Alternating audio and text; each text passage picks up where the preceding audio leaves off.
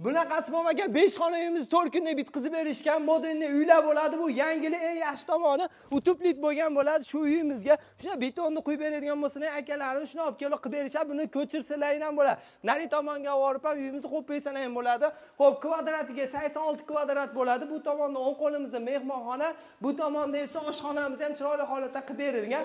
Xo'p, narxlari kvadratiga 3,5 milliondan boshlanadi. Bu ko'rib turganlar 4,5 milliondan qilib berilgan. Parketlari, aboylari ham ichida bo'lgan bo'ladi. Issiq suvliklari zo'r, ikki tomon spanli va o'rtada sanuzel bo'ladi. 5 xonaga hisoblanadi.